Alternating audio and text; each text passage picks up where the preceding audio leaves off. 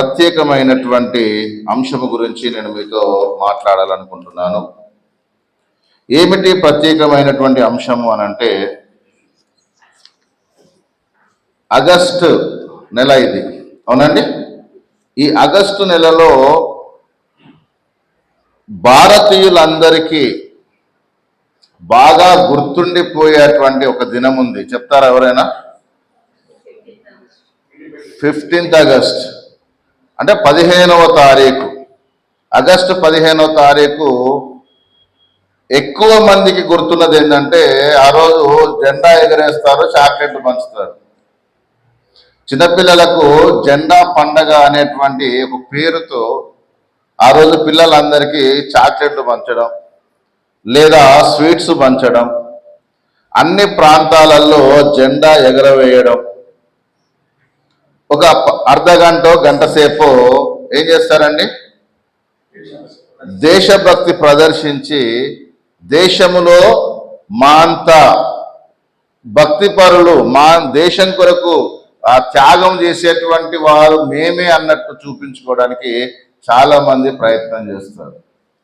నేను వారిని విమర్శించడానికి విషయాలు చెప్పడం లేదు, కానీ ఈరోజు మనం నేర్చుకోబోయే అంశం ఏంటంటే స్వాతంత్ర్యము. ఏంటండి? స్వాతంత్ర్యము. మన పాఠం పేరు ఏం పేరు ఈరోజు? స్వాతంత్రం. స్వాతంత్ర్యము. ఓకే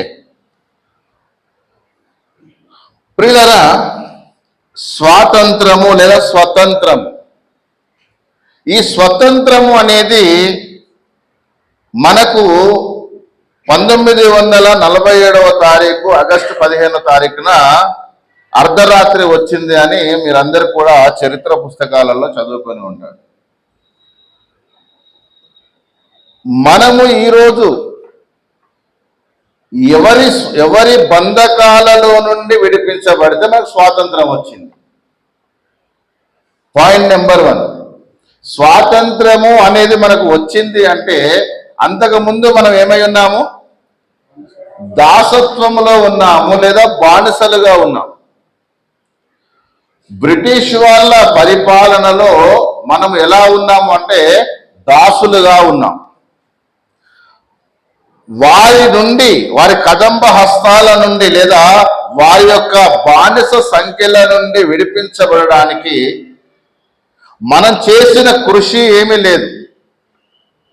ఇప్పుడు ఇంత స్వేచ్ఛగా కూర్చోగలుగుతున్నాము, తిరగగలుగుతున్నాము, మాట్లాడగలుగుతున్నామంటే మనం చేసినటువంటి త్యాగం అయితే కాదు. మనకు నచ్చినటువంటి విషయాలలో మనకు కొంత వెసులుబాటు కల్పించుకొని మనకు అనుకూలమైనటువంటి జీవన విధానాన్ని ఎవరికి నచ్చినట్లుగా వాళ్ళు జీవిస్తూ ఉన్నారు. ప్రియులారా, నేను ఎందుకు ఇప్పుడు ఈ మాటలు చెబుతున్నానంటే, స్వాతంత్ర్యము లేకపోతే ఏం జరుగుద్ది, స్వాతంత్ర్యం వస్తే ఏం జరుగుద్ది. ఇప్పుడు ఈ స్వాతంత్రము మనకు రావడానికి మన తల్లిదండ్రులు కానివ్వండి, మనము కానివ్వండి ఎలాంటి శ్రమ పొందలేదు. కానీ ఒక విషయం గుర్తుపెట్టుకోండి, భారతదేశము స్వతంత్ర దేశముగా కావడానికి ఎంతో మంది, వందలని నేను చెప్పను, వేలల్లో ప్రాణత్యాగాలు చేశారు. ఎవరు చేశారండి? వేలల్లో ప్రాణత్యాగాలు చేశారు. ఆ ప్రాణత్యాగాలు చేసిన వాళ్ళందరి పేర్లు ఏ చరిత్ర పుస్తకాలలో రాయబడలేదు. కొంతమంది ముఖ్యుల పేర్లు మాత్రమే అందులో రాయబడ్డాయి. ఆ ముఖ్యులు కూడా మనకు స్వాతంత్రము తేవడానికి ఎన్ని సత్యాగ్రహాలు చేశారో, ఎన్ని నిరాహార దీక్షలు చేశారో, ఎన్ని దొంగ దెబ్బలు తీశారో, ఎన్ని రకాలుగా చెరసాలలో వేయబడ్డారో, ఎన్ని రకాలుగా హింసించబడ్డారో ఆ చరిత్ర అంతా మనం చదివితే తప్ప మనకు తెలియదు. ఇప్పుడు జనరేషన్ పిల్లలకు స్వాతంత్ర్యం గురించి చెప్పడానికి ఉపాధ్యాయులు ఏం చేస్తున్నారంటే, ఆ జెండా వందనం రోజు 15th ఆగస్టు రోజు ఏం చేస్తున్నారంటే, మనకు స్వాతంత్రం ఈయన వల్ల వచ్చింది, ఈయన వల్ల వచ్చింది, ఈయన వల్ల వచ్చింది అని కొన్ని ముఖ్యమైనటువంటి పేర్లు చెప్పి, మనం ఖచ్చితంగా భారతీయులంగా ఉన్నప్పుడు మన భారతదేశాన్ని మనం గౌరవించాలి, భారతదేశం గురించి మనము మన జీవితాన్ని దారపోయాలి, త్యాగం చేయాలి, ఇలాంటి అనేకమైనటువంటి మాటలు చెప్తారు ప్రియులారా. అసలు స్వాతంత్రము అనేది కేవలము భారతీయులకైనా ప్రపంచంలో ఉన్నటువంటి అనేకులకు స్వాతంత్రం యొక్క అవసరత ఉందా అనేది ముందుగా మనం గమనించాలి. ఇక ఒక క్రైస్తవుడిగా, క్రైస్తవురాలిగా, క్రీస్తుని వెంబడించేటువంటి వారిగా మనము కొన్ని వాక్యానుసారమైనటువంటి ఆధారాలతో కూడిన విషయాలు కొన్ని మనం తెలుసుకోవాలి. మొట్టమొదటిగా బైబిల్ మనం గనక చదవగలిగితే మానవుడు ఎవరి దాస్యం కింద ఉన్నాడో చెప్తారా? పాయింట్ నెంబర్ 1, మనిషి మొట్టమొదట ఎవరి దాస్యము కింద ఉన్నాడంటే సాతాను లేదా అపవాది. మనం ఎవరి స్వాధీనంలో ఉన్నామండి? అపవాది. పాపమునకు మనం ఏమై ఉన్నాము? దాసులమై ఉన్నాము. పాపము చేయు ప్రతివాడు దేనికి దాసుడు అవుతాడండి? పాపానికి ఆజ్ఞను అతిక్రమించే ప్రతివాడు పాపం చేస్తాడు కదా. సో ఇప్పుడు మానవుడు మొట్టమొదట ఎవరికి దాసుడుగా ఉన్నాడంటే పాపానికి దాసుడుగా ఉన్నాడు, లేదా అపవాదికి దాసుడుగా ఉన్నాడు. ఇక మనము చరిత్ర చూడగలిగితే మొట్టమొదట దేవుడు ఈ భూమిలో మానవుడు సృజించిన తర్వాత మానవుడు దేవుని నుండి దూరమైనప్పుడు దేవుడు వారిని అనేక రకాలుగా వారిని హెచ్చరించడం జరిగింది. దేవుడు వారిని హెచ్చరించేటువంటి క్రమములో దేవుని ఆజ్ఞను మీరినటువంటి ఆనాటి దేవుని ప్రజలు, ఇంకప్పటికి ఇశ్రాయేలు రాలేదండి, ఆనాటి దేవుని ప్రజలను మొట్టమొదట బానిసలుగా చేసుకున్నటువంటి వారు ఎవరంటే ఐగుప్తీయులు. ఎవరండి? ఐగుప్తీయులు. చూడండి, ఇశ్రాయేలీల కంటే ముందుగానే దేవుని ప్రజలైనటువంటి వారిని ఐగుప్తీయులు బానిసలుగా చేసుకొని 430 సంవత్సరాలు వాళ్ళ బంధకాలలో వీరిని ఉంచుకొని వెట్టి చాకిరి చేయించుకోవడం చూసాం మనం. చరిత్ర, బైబిల్ చరిత్ర చెప్తున్నాడు. స్వాతంత్ర్యం గురించి తెలుసుకోవాలంటే ముందు ఏం తెలియాలి? మనకు దాసత్వం గురించి తెలియాలి. దాసత్వములో మొట్టమొదట దేవుని ప్రజలను దాసులుగా చేసుకున్నటువంటి వారు ఎవరంటే ఐగుప్తీయుల నుండి దేవుడు మోషే ద్వారా విడిపించాడు. విడిపించబడినటువంటి వీరిని బబులోనీయులు, అష్షూరీయులు, మాదీయులు, పారసీకులు, గ్రీకులు, అలాగే రోమీయులు, వీళ్ళందరూ కూడా బైబిల్ చరిత్రలో దేవుని ప్రజలైనటువంటి వారిని బానిసలుగా చేసుకున్నటువంటి వారు. అయితే ప్రియులారా, బైబిల్ గ్రంథమును చాలా మంది ఇప్పటికీ తప్పుగా అర్థం చేసుకుంటున్నారు. ఏంటంటే బైబిల్ అనేది మన భాష కాదు, మన ప్రజల కొరకు రాయబడింది కాదు, అది ఇశ్రాయేలీల కొరకు రాయబడింది అనుకుంటున్నారు. అవగాహన లేనటువంటి వారు దేవుడు ఇశ్రాయేలీలను విడిపించడానికి రాసినటువంటి గ్రంథమే బైబిల్ గ్రంథం అనుకుంటున్నారు. కానీ బైబిల్ అనేది ప్రపంచంలో ఉన్నటువంటి ప్రతి మానవుడు దేవుని యొక్క సంతానమే. మనం ఎవరి సంతానం అండి? మనము దేవుని యొక్క సంతానం అనే విషయము అపోస్తల కార్యములలో పౌలు గారు తెలియజేస్తున్నాడు. ఒకసారి చూడండి ప్రియులారా, అపోస్తల కార్యములు మనం ఎవరి సంతానమో చెప్తున్నాడు. అపోస్తల కార్యములు 17వ అధ్యాయం 28వ వచనములో, మనము ఆయన యందు బ్రతుకుచున్నాము, చలించుచున్నాము, ఉనికి కలిగి ఉన్నాము, అటువలే మనమాయన సంతానమని మీ కవీశ్వరులలో కొందరును చెప్పుచున్నారు. కాబట్టి మనము దేవుని సంతానమయ్యుండి, మనందరం ఎవరమండి? దేవుని సంతానం. ఈ మాట ఒప్పుకోవడానికి చాలా మందికి ఏం సరిపోవట్లేదంటే, ఏం సరిపోవట్లేదు చెప్పండి మీరేగా. మనం దేవుని పిల్లలం ఏంటండి, మన తల్లిదండ్రులు మనం ఎంతో కష్టపడి అంటే అని చెప్పేసి ఆలోచనలో ఉన్నారు. మనము దేవుని సంతానమై ఉండి మనుష్యుల చమత్కార కల్పన వల్ల మలచబడిన బంగారమునైనను వెండినైనను రాతినైనను దేవత్వము పోలి ఉన్నదని తలంచకూడదు. సరే, ఇప్పుడు మనందరం ఎవరి పిల్లలం అండి? దేవుని పిల్లలం. మనందరం ఎవరి పిల్లలము? దేవుని పిల్లలం. ఆనాడు ఇశ్రాయేలీలు ఐగుప్తుల కింద బానిసలుగా ఉన్నారు. అదే ఇశ్రాయేలు బబులోనీల కింద బానిసలుగా ఉన్నారు. అదే ఇశ్రాయేలీలు మాదీయులు పారసీకుల కింద బానిసలుగా ఉన్నారు. అదే ఇశ్రాయేలీలు గ్రీకుల కింద బానిసలుగా ఉన్నారు. అదే ఇశ్రాయేలు రోమీల దగ్గర కూడా బానిసలుగా ఉన్నారు. మరి మిగతా దేశాల వారి పరిస్థితి ఏంటి? మిగతా మనుషుల పరిస్థితి ఏంటి? మనం భారతీయులం అయితే మనం ఎవరి కింద బానిసలుగా ఉన్నామనుకున్నాం? బ్రిటిష్ వాళ్ళ దగ్గర మనం బానిసలుగా ఉన్నామని చెప్పుకున్నాం. మీకు అర్థం కావడానికి చెప్తున్నా చరిత్ర. మరి బ్రిటిష్ వాళ్ళ దగ్గరో లేకపోతే రోమిల దగ్గరో ఇంకొకరి దగ్గరో బానిసలుగా ఉన్నటువంటి వారిని విడిపించడానికి కొంతమంది ఏం చేశారంటే యుద్ధాలు చేశారు, పోరాటాలు చేశారు, తిరుగుబాటు చేశారు, చివరికి ప్రాణత్యాగాలు కూడా చేసి మొత్తానికి స్వాతంత్ర్యమును సాధించుకున్నారు. ఇది లోక సంబంధంగా ఉన్నటువంటి చరిత్ర. మరి బైబిల్ చరిత్ర ఏంటంటే పాపం అనేటువంటి దాస్యంలో ఉన్నటువంటి వాడికి, పాపం అనేటువంటి బంధకాలలో ఉన్నటువంటి వాడికి, పాపం అనేటువంటి చెరసాలలో ఉన్నటువంటి వాడిని విడిపించడానికి దేవుని కుమారుడైనటువంటి యేసుక్రీస్తు ఈ లోకమునకు వచ్చి మన కొరకు ఆయన ప్రాణత్యాగము చేసి మన కొరకు వెల చెల్లించి మనల్ని ఏం చేశాడంటే విడిపించాడు. ఇప్పుడు మనము బైబిల్ గ్రంథంలో ఒక వచనాన్ని చూద్దాము. గలతీయులకు రాసిన పత్రిక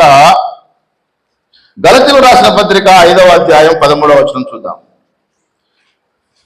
గలతీయులకు రాసిన పత్రిక 5వ అధ్యాయము 13వ వచనం. సహోదరులారా, మీరు స్వతంత్రులుగా ఉండుటకు పిలువబడితిరి.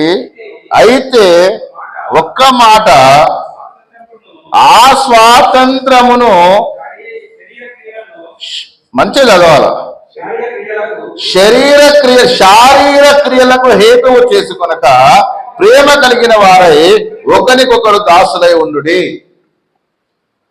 ప్రియమైనటువంటి దేవుని బిడ్డలారా, గమనించండి. అపోస్తలుడైనటువంటి పౌలు గలతీలో ఉన్నటువంటి పరిశుద్ధులకి లేఖ రాస్తూ అంటున్నాడు, సహోదరులారా.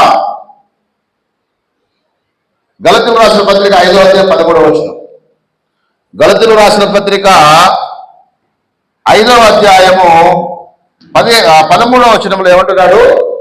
సహోదరులారా, మీరు స్వతంత్రులుగా ఉండుటకు పిలువబడితిరి. చాలండి. పాయింట్ నెంబర్ 1, దేవుడు మనలను ఎందుకు పిలిచాడో తెలుసా? స్వతంత్రులుగా ఉండుటకు పిలిచాడు. ఎక్కడి నుండి పిలిచాడు?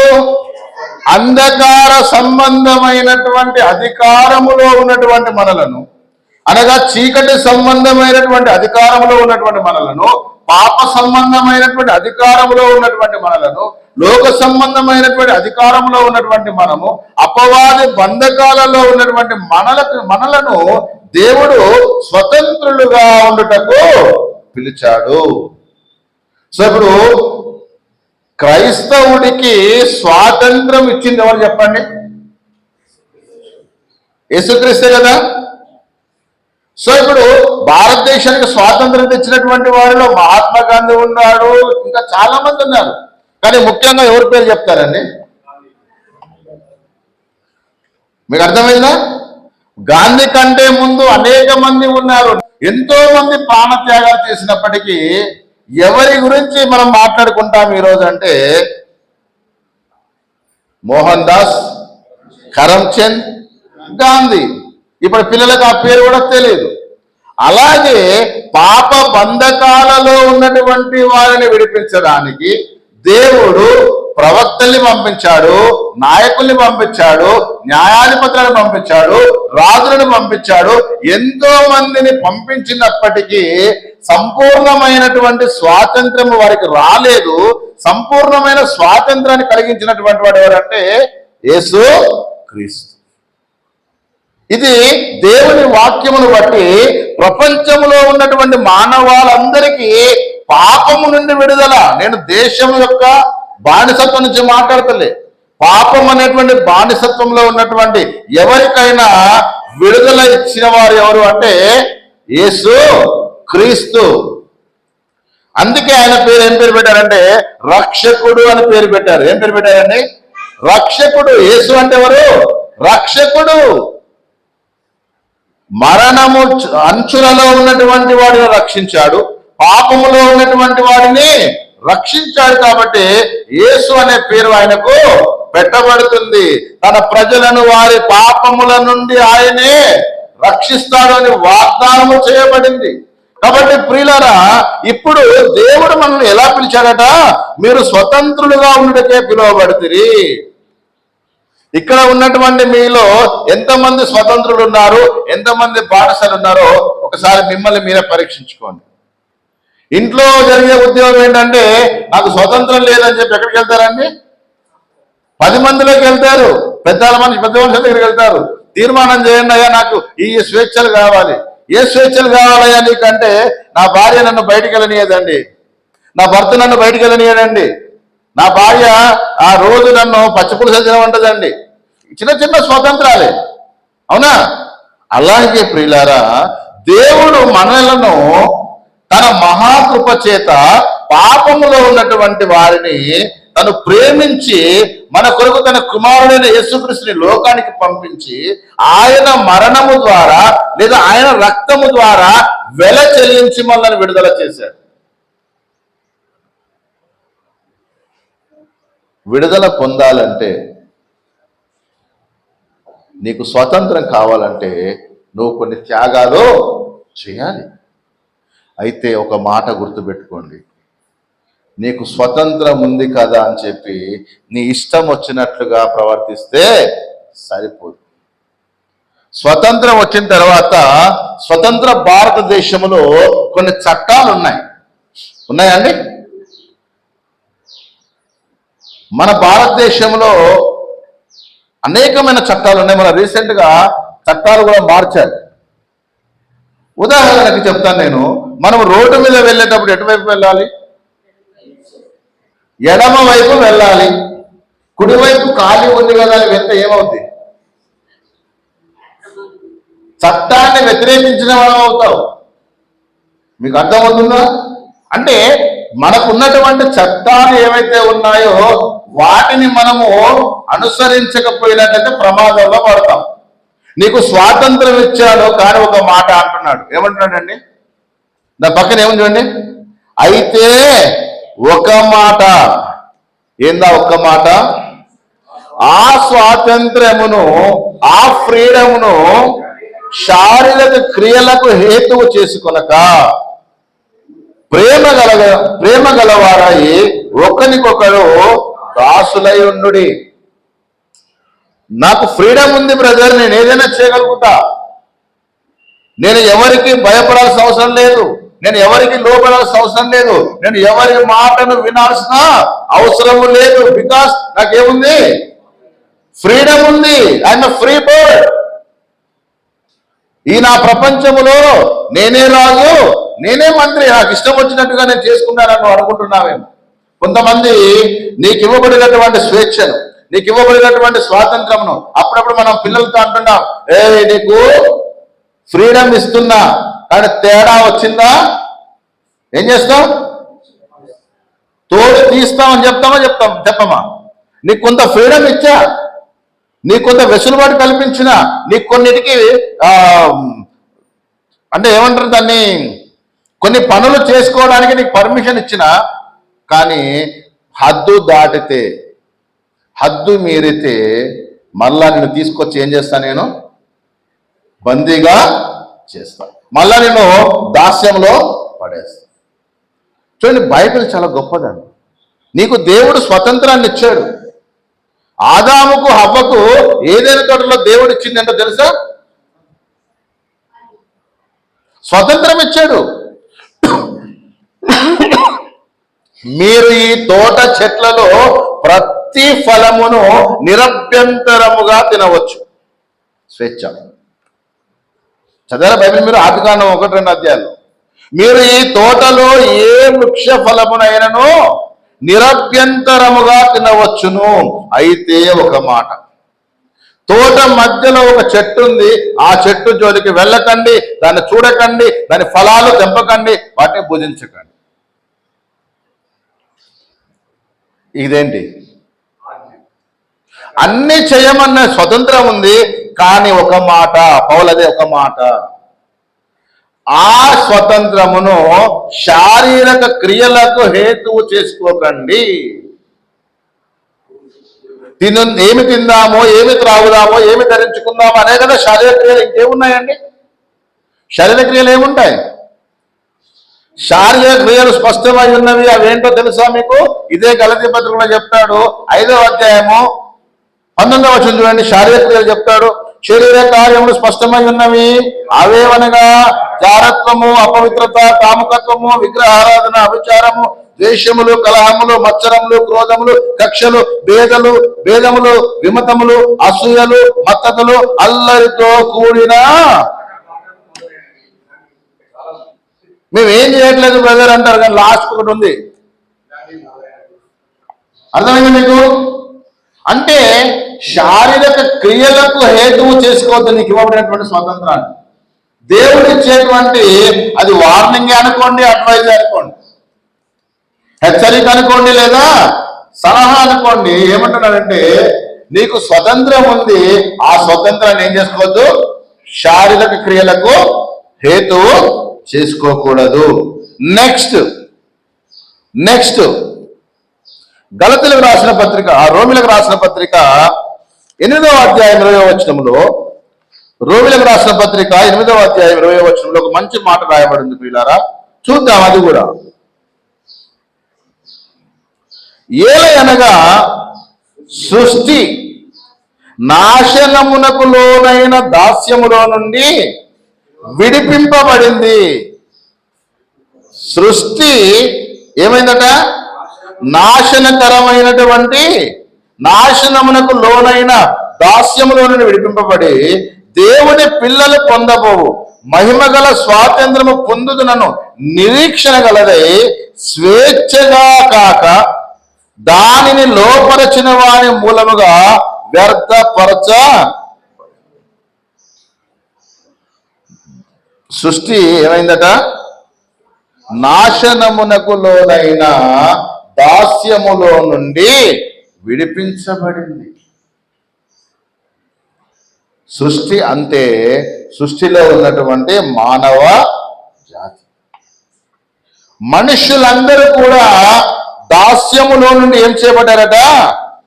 విడిపించబడ్డారా? ఇంకా బంధింపబడ్డారా? ఎవరి ద్వారా విడిపించబడ్డారు? యేసుక్రీస్తు రక్తము ద్వారా విడిపించబడ్డారు. విడిపించబడినటువంటి మీకు ఏముంది? ఇప్పుడు స్వాతంత్ర్యం ఉంది.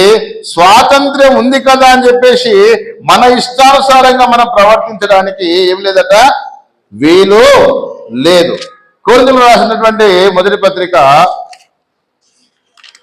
కొరింథీయులకు రాసిన మొదటి పత్రిక 8వ అధ్యాయం 9వ వచనం చూద్దాం. చూడండి, ఆ కొరింథీయులకు రాసిన మొదటి పత్రిక 8వ అధ్యాయము 9వ వచనంలో ఒక మంచి మాట రాయబడింది ప్రియులారా. అయినను మీకు కలిగిన ఈ స్వాతంత్ర్యము వలన బలహీనులకు అభ్యంతరము కలగకుండా చూచుకొనుడి. ఇంకా దీనికి కొంచెం మనం పైకి వెళ్తే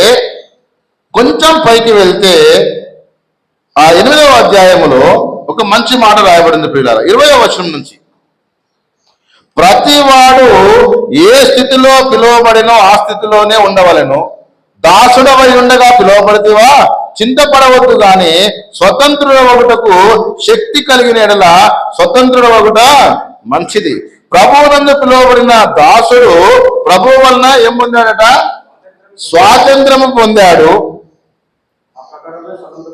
ఆ ప్రకారమే ఎవరు పిలువబడుతున్నారట? ఆ ప్రకారమే స్వతంత్రుడై ఉండి పిలువబడిన వాడు క్రీస్తు దాసుడు.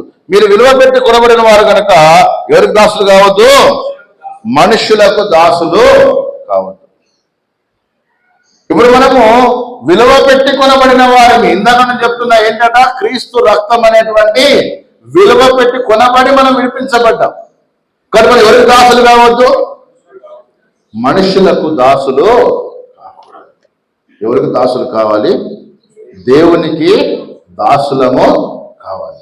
దేవుడు మనకు ఇంత క్లియర్ గా చెప్తున్నప్పుడు, అనగా మరలా లోక సంబంధమైనటువంటి బానిసత్వంలోనికి, లోక సంబంధమైనటువంటి దాసత్యంలోనికి మనము వెళ్ళడానికి వీలు లేదు అని చెప్తున్నాడు. ఒకవేళ నువ్వు లోక సంబంధంగా వెళ్ళావనుకోండి, కొంతమందికి అభ్యంతరం కలుగుతూ ఉంటుంది. చూడండి, అందుకే 9వ వచనం అంటున్నాడు, 8వ అధ్యాయం 9వ వచనంలో, 8వ అధ్యాయం 9వ వచనం అంటున్నాడు, అయినను మీకు కలిగి ఉన్న ఈ స్వాతంత్రము వలన ఎవరికి కలుగుతుందట? భక్తిహీనులకు అభ్యంతరము కలగకుండా చూచుకోండి. అలాగే 10వ అధ్యాయము 23వ వచనంలో పౌలు గారు చెప్తున్నటువంటి ఒక మాట ఏంటో తెలుసా? కొరింథీ రాసిన పత్రిక 10వ అధ్యాయం 23వ వచనంలో, అన్ని విషయముల యందు ఏముందట? అన్ని విషయముల యందు నాకు స్వాతంత్రము కలదు గాని అన్నియు చేయదగినవి కావు. అన్నిటి యందు నాకు స్వాతంత్రము కలదు గాని అన్నియు ఏం కలగజేయవట? క్షేమ అభివృద్ధి కలుగ చేయవు. ఈనాడు చాలా మంది దేవుని వాక్యమును అర్థం చేసుకోలేనటువంటి వారు, దేవుని వాక్యమును అర్థము చేసుకోవడం చేతగానటువంటి వాళ్ళు ఏమనుకుంటున్నారంటే, నాకు అన్నీ తెలుసు, ఏమి చేయాలో, ఎలా చేయాలో, ఎక్కడ చేయాలో, ఎప్పుడు చేయాలో అన్నీ తెలుసు అనుకుంటున్నాను. కానీ పౌలే అంటున్నాడు, నాకు అన్నిటి యందు స్వాతంత్రం ఉంది కానీ అన్నీ చేయదగినవి కావు. ప్రియమైనటువంటి దేవుని పిల్లలారా, ఈరోజు దేవుడు నీకు స్వాతంత్రం ఇచ్చాడు. ఏంటా స్వాతంత్రం తెలుసా? నీవు క్రీస్తు రక్తము చేత కొనబడ్డావు, క్రీస్తు రక్తము చేత కడగబడ్డావు, నువ్వు విలువ పెట్టి కొనబడ్డావు. అందుకే 6వ అధ్యాయం అంటాడు, మీరు మీ సొత్తు కారు, మీరు విలువ పెట్టి కొనబడిన వారు కనుక మీ దేహముతో ఎవరిని మహిమపరచాలి? దేవుని మహిమపరచాలి. నీకు ఇవ్వబడిన స్వాతంత్రము శారీరక క్రియలు హేతు చేసుకోవడానికి కాదు. దేని కొరకు? దేవునిని మహిమపరచడం కొరకు. ఇక్కడ మీరందరూ కూడా దేవుని మహిమపరచడానికి కూర్చున్నారు. ఈనాడు చాలా మంది దేవునిని మహిమపరచడానికి వారి స్వాతంత్రాన్ని సద్వినియోగము చేసుకోలేకపోతున్నారు. నీకు ఒక మాట చెప్తా ముగించడానికంటే ముందు. రేపు 15వ తారీఖున కొన్ని రూల్స్ ఉంటాయి. అంటే అప్పటికప్పుడు ఇంప్లిమెంట్ చేస్తుంటారు. ఆ రూల్స్ ఏంటో తెలుసా? మద్యం దుకాణాలు బంద్ చేయాలి, నాన్ వెజ్ బంద్ చేయాలి. అదే నాన్ వెజ్ అంటే అవే. మొన్న ఒక మిత్రుడికి ఫోన్ చేశాను నేను, బ్రదర్ నాకు ఒక 40 ప్లేట్ల బిర్యానీ కావాలా 15వ తారీఖు అని అడిగిన. చిన్న ప్రోగ్రాం ఉంది ఆ రోజు, 40 ప్లేట్లు 50 ప్లేట్ల బిర్యానీ కావాలంటే, అన్నా ఆ రోజు ఒకవేళ పర్మిషన్ ఉంటే నీకు 40 ప్లేట్లు కాదన్నా 400 ప్లేట్లైనా ఇస్తా. ఒకవేళ రాత్రికి రాత్రి ఒకవేళ సిస్టమ్ రూల్ మారిందనుకో, నేను నీకు 1/2 కిలో కూడా ఇవ్వలేనని చెప్పి. అంటే ఏంటి దీని ఉద్దేశం ఏంటి? నీకు స్వతంత్రం ఉంది కదా అని చెప్పేసి నేను వండుకుంటా అంటే కుదరదు. అక్కడ అన్నీ చేయదగినవి కావు. ప్రభుత్వానికి మనము లోబడకపోతే, ప్రభుత్వం మాట మనం వినకపోతే మనం మళ్ళీ ఎక్కడికి వెళ్తాము? వెళ్ళమా? అంటే కొన్ని నియమ నిబంధనలు ఉన్నాయి మనకు. అలాగే ఇప్పుడు క్రైస్తవుడిగా క్రీస్తు రక్తం చేత కడగబడి, క్రీస్తు రక్తం చేత కొనబడి, విలువ పెట్టి కొనబడినటువంటి నీవు ఏం చేయాలట? దేహముతో దేవుని మహిమపరచాలి. కానీ నీ దేహం ఎక్కడ ఉంటుంది? లోకంలో ఉంటది. దేవుడిని మహిమపరచాల్సిన సమయంలో నీ దేహం ఎక్కడ ఉంటుందంటే లోకంలో ఉంటుంది, నీ మనసు లోకంలో ఉంటుంది, నీ క్రియలు లోకానుసారమైనవి ఉంటాయి. అంటే మన కార్యాలు, శరీర కార్యాలు స్పష్టమై ఉన్నాయన్నాడు కదా. జారత్వము, అపవిత్రత, కాముకత్వము, విగ్రహారాధన, అభిచారము, అవునా, క్రోధములు, మత్సరములు, అవునా, అసూయలు, ద్వేషములు, విమతములు, అవునా, ఇలాంటివన్నీ కలుపుకొని మన దేహం అంతా ఎక్కడుందంటే బాహ్య ప్రపంచంలో తిరుగుతుంది. నీకు దేవుడు స్వతంత్రమునిచ్చాడు అంటే ఆ స్వతంత్రాన్ని ఎవరి కొరకు వాడాలి? ఇప్పుడు దేవుని కొరకు వాడాలి. అనగా పాపము నుండి విడుదల పొందిన నీవు పరిశుద్ధుడవై జీవించు. క్రీస్తు రక్తం చేత కడగబడిన నీవు పవిత్రుడిగా ఉండాలి. దేవుడు పరిశుద్ధుల వరకే మనల్ని పిలిచాడు, కానీ అపవిత్రుడిగా ఉండకు. దేవుడు మనకు స్వాతంత్రాన్ని ఇచ్చాడు. ఆ స్వాతంత్రమును మన శారీరక క్రియలకు హేతువు చేసుకోకూడదు. చివరికి ఒక మాట చెప్పి నేను ముగిస్తాను. నేను మరలా ఇంకొక ఆరాధనకు వెళ్ళాలి కాబట్టి పేతురు రాసినటువంటి మొదటి పత్రిక 2వ అధ్యాయము, పేతురు రాసిన మొదటి పత్రిక 2వ అధ్యాయము 16వ వచనం చూద్దాం. స్వతంత్రులై ఉండి దుష్టత్వమును కప్పిపెట్టుటకు మీ స్వాతంత్ర్యమును వినియోగపరచక దేవునికి దాసులమని లోబడి ఉండండి. ఈ మాట యొక్క అర్థం తెలుసా మీకు?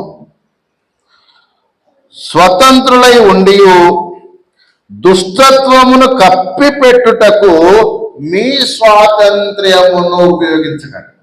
ఈనాడు అందరు చేస్తున్న పని ఇది.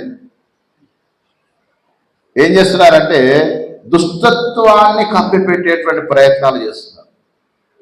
నీ పాపాలను కప్పి పెడితే అది పరిపక్వమై మరణాన్ని కంటది. అదే పాపాన్ని ఒప్పుకొని విడిచిపెడితే నీకు విడుదల అనేది దొరుకుతుంది. చెరసాలలో ఒక నేరస్తుడు ఉన్నాడు అనుకోండి, వాడి మీద వీళ్ళకి ఏమైనా పగ, ఏది డిపార్ట్మెంట్ వాళ్ళకి ఏమైనా పగ, అదే. సో నేరము రుజువయ్యేంత వరకు వాళ్ళని ఇబ్బంది పెట్టే బదులు ఒకవేళ నేరము జరిగితే నువ్వే వెళ్ళి ఒప్పుకో, నీ శిక్ష తగ్గించబడుతుంది. ఒక్కసారి గారెడ సీమోనుతో పేతురు అన్న మాట ఒకసారి చూద్దాం. గారెడ సీమోనుతో పేతురు అన్న మాట ఒకసారి మనం చూద్దాం. ఈ వచనం ఇక్కడే పెట్టండి, తర్వాత మళ్ళీ మనం ఇక్కడికి వద్దాం. అపోస్తల కార్యములు 8వ అధ్యాయం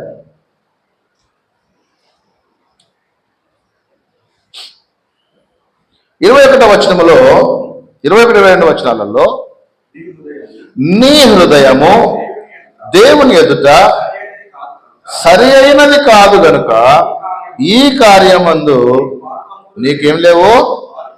తీసారా? అపోస్తల కార్యం 8వ అధ్యాయము 21-22 వచనాలు. నీ హృదయము దేవుని ఎదుట ఎలా లేదట? సరి అయినదిగా లేదు. నీ క్రియలు దేవుని ఎదుట సరిగా లేవు. నీ ప్రవర్తన విధానము దేవుని ఎదుట సరి అయినదిగా లేదు. నీకు స్వాతంత్రం ఇవ్వబడిందని చెప్పి నీ స్వాతంత్రాన్ని ఏం చేస్తున్నావు అంటే శారీరక క్రియలకు హేతువు చేసుకుంటున్నావు. పాపములో నుండి నువ్వు కడగబడిన తర్వాత నువ్వు పరిశుద్ధమయ్యావు. పరిశుద్ధమైన తర్వాత నువ్వేమనుకుంటున్నావంటే పక్షిరాజు యవ్వనం వలె నా యవ్వనం కొత్తదైంది, నేను మళ్ళా ఇంకా కొన్ని పాపాలు చేయడానికి, ఇంకా కొన్ని నేరాలు చేయడానికి, ఇంకా కొన్ని దుష్టమైనటువంటి అపవాది క్రియలు చేయడానికి దేవుడు నాకు ప్రమోషన్ ఇచ్చాడు అనుకుంటున్నావు. మరణ పరిస్థితుల్లో నుండి దేవుడు నిన్ను విడిపించాడనుకో, నువ్వు ఎవరికి కృతజ్ఞత కలిగి జీవించాలి? దేవునికి కృతజ్ఞత కలిగి జీవించాలి. దేవా నీవు ఇచ్చినటువంటి ఆయుష్ను బట్టి నీకు వందనాలు. ఇక మీద ఈ లోక సంబంధమైన క్రియలు వదిలిపెట్టి దైవ సంబంధమైన కార్యాలలో నేను పాల్పొందు పొందుతానని నువ్వు ప్రకటించగలగాలి. మొన్న నేను టీవీలో ఒక సహోదరుడు ఇంటర్వ్యూ విన్నాను. నేను అది ఇప్పుడు చెప్పొద్దు నాకు తెలియదు, కానీ ఆ వ్యక్తి యవన ప్రాయంలోనే ఘోరమైనటువంటి వ్యభిచారానికి బానిసయ్యాడట. కట్ చేస్తే విత్ ఇన్ షార్ట్ పీరియడ్లో ఎయిడ్స్కు బానిసయ్యాడు. తన సహోదరులు లేదా తన స్నేహితులు యేసుక్రీస్తుని దగ్గరికి రా, నీ పాపాలను ఒప్పుకో, నీకున్నటువంటి దురలవాట్లను వాటి వల్ల నువ్వు నష్టపోయావని చెప్పి అతను హెచ్చరించి అతనికి రోజు వాక్యం చెప్పడం ద్వారా అతడు ఆల్రెడీ మరణ స్థితిలో ఉన్నాడు. ఇక లాస్ట్ స్టేజ్ లో చేసేది ఏం లేక దేవుణ్ణి అందు విశ్వాసం మొదటి నుంచి తెలుసాడు. దేవుని వాక్యం విన్నాడు, దేవుని పాటలు పాడాడు, దేవుని వాక్యం చదివాడు. కానీ కొన్ని లోక సంబంధమైనటువంటి వ్యసనాలకు బానిసైపోయి తన శరీరం అంతా క్షీణించినప్పుడు అయ్యో నేను ఎట్లు నా ఉపదేశకుల మాట వినకపోతున్నానని ఆ రోజు సొలొమోను గారు చెప్పినట్లుగా ఇతడు తనను తాను పరీక్ష చేసుకొని ఆ పాపాలన్నింటినీ విడిచిపెట్టి ఆ దుష్ట ఆలోచనని విడిచిపెట్టేసి తిరిగి ఎప్పుడైతే దేవుడు ఆ వైద్యుల ద్వారా మంచి ఆ వైద్యాన్ని అందించాడో, తిరిగి రికవర్ అయ్యాడో, వెంటనే సువార్థికుడిగా లేదా తనకు కలిగినటువంటి మేలు చేసిన దేవుని కొరకు సాక్షిగా నిలబడగలిగాడు. ఈరోజు మనం నిలబడగలుగుతున్నామా? పాపం నుండి విడుదల పొందినటువంటి నిన్ను, పాపం నుండి విడుదల పొందిన నీవు దేవుని కొరకు నిలబడగలుగుతున్నావా? దేవునికి సాక్షిగా నువ్వు జీవించగలుగుతున్నావా? నువ్వు ఎంతసేపు ఉన్నా ఈ భూ సంబంధంగా ఏం సంపాదించుకోవాలి, భూ సంబంధంగా ఇంకా ఎంత ఎదగాలి, భూ సంబంధంగా ఎవరికంటే గొప్ప వారికి మనం పిలువబడాలని ఆలోచిస్తున్నావు తప్ప దేవుని కొరకు నేను జీవిస్తాను, దేవుడు నాకు ఇచ్చినటువంటి ఆయుష్ కొరకు నేను దేవునికి లోబడతానని ఎప్పుడైనా నువ్వు ఆలోచించావా? ఆలోచించండి ఒకసారి. నిన్ను పాపము నుండి విడుదల చేశాడు దేవుడు, నీ హృదయాలోచన చెడుగా ఉంది. ఇప్పుడు ఇక్కడ గారడి సీమోను అంటున్నాడు పేతురు గారు, ఏమంటున్నాడంటే నీ హృదయము దేవుని ఎదుట సరైనది కాదు కనుక ఈ కార్యం మందు నీకు పాలు పంపులు లేవు. కాబట్టి నువ్వేం చేయాలట? ఈ చెడుతనము మానుకో. ఫస్ట్ నువ్వు చేయాల్సిన పని ఏంటంటే నీకున్నటువంటి దురలవాటు ఏదైతే ఉందో అది మానుకో. అంటే కోపం వస్తుంది. నాకు చెప్పాక పెద్దోనమైన వాళ్ళు అంటాడు.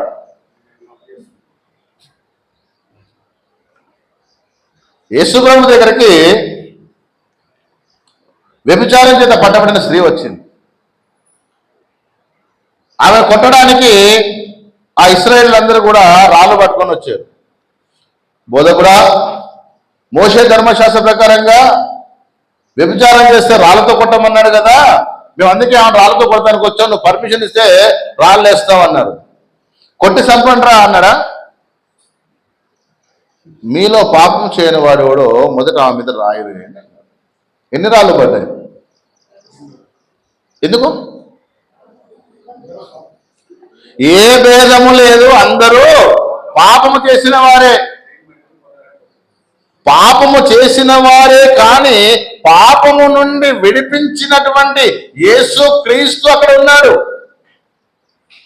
ఆయన అంటున్నాడు, అమ్మా ఎవరు నిన్ను శిక్షించలేదా?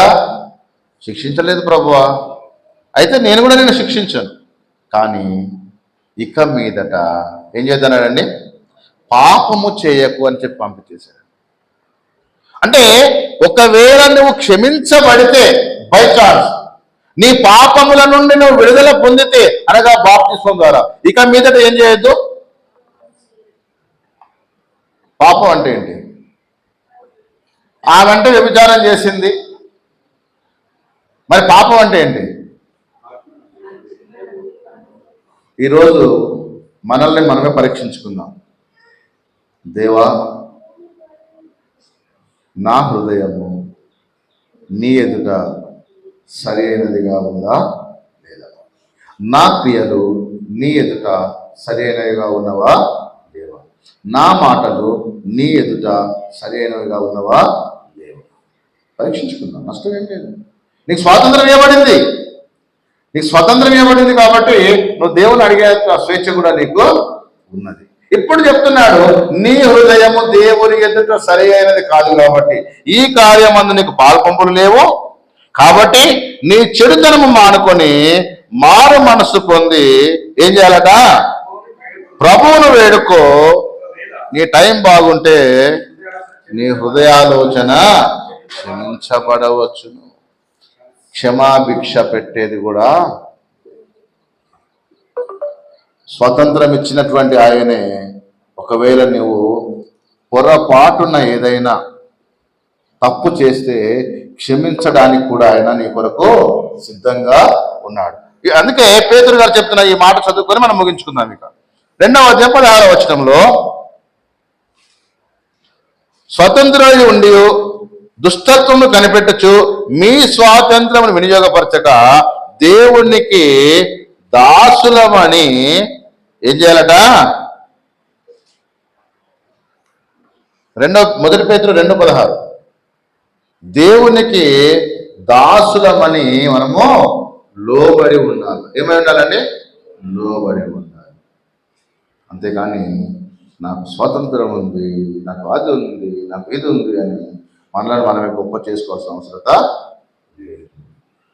నువ్వు నిజంగా క్రీస్తు రక్తము చేత విడిపించబడిన వాడవైతే, క్రీస్తు కొరకు జీవించడానికి, క్రీస్తు ఆజ్ఞలకు లోబడడానికి, ఈ లోక సంబంధమైన వాటి మీద మనసు పెట్టకుండా ఆత్మ సంబంధమైన వాటి మీద మనసు పెట్టి నీ స్వాతంత్రాన్ని సద్వినియోగపరుచుకుంటామని దేవుని వాక్యం ద్వారా నన్ను నేను హెచ్చరిస్తూ, నువ్వు కూడా హెచ్చరిస్తూ కొద్ది మాట ముగిస్తున్నాను. దేవుడు మీ అందరినీ దీవించుగాక. అందరికీ వందనాలు.